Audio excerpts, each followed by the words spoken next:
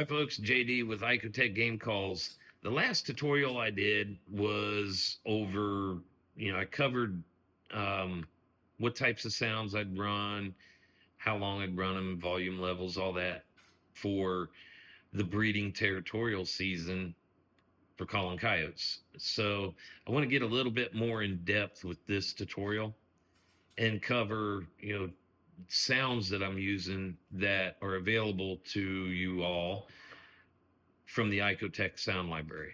So, I mentioned starting off stands, with lone howls and working all the way to the fights at the end. So, good lone howls are ones like Po Boy or Lonely Male, Lonely Luna, Sad Luna. So those are good, types of lone howls, good stand starter sounds to run. And then, I'm always hoping for a vocal response back from the coyotes, and that vocal response will, generally dictate how I run the rest of the stand. So if I get a response that's just a natural, group of coyotes answering and howling and yipping and doing their thing, none of them in that group are like really aggressive, then, I'm most likely going to just go into a prey distress to try and pull one or two of them in to put in the truck. Um, I'll run that prey distress, maybe a couple different prey distresses for, anywhere from 5 to 8 minutes long.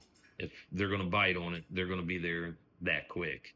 If they're not, then I'm going back to the original plan of vocals and building that intensity to the end. So they give you the chatter howl. You run the prey distress, they don't show up.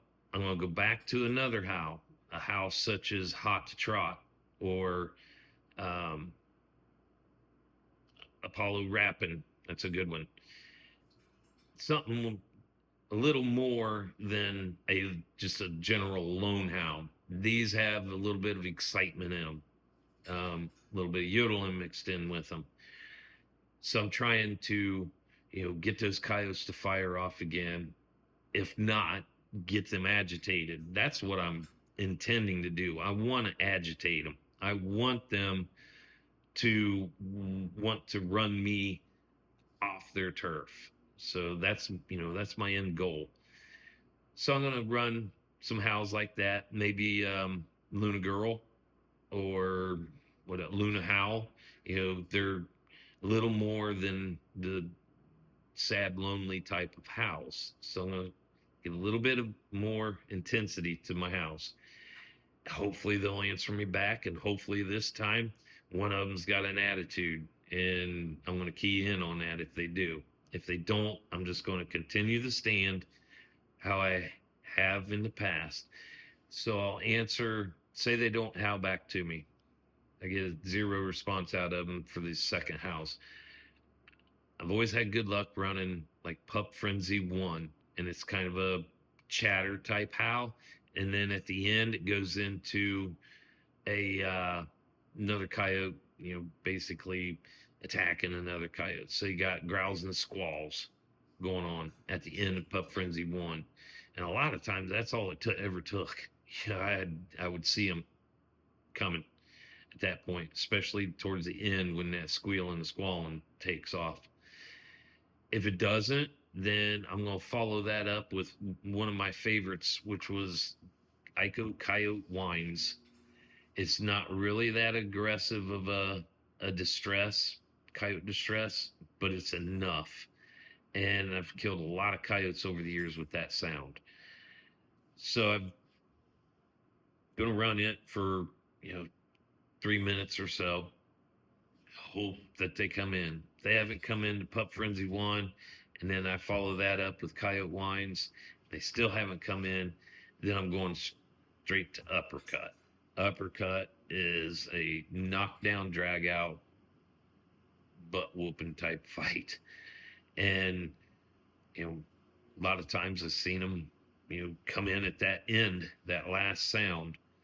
And then, not everything's 100% when calling coyotes. Plenty of times we blanked, and moved on to the next spot. So after going through that recipe and that type of setup, let me back up to the initial response and say I've got a coyote in there that's got an attitude. I like to go right back in their face.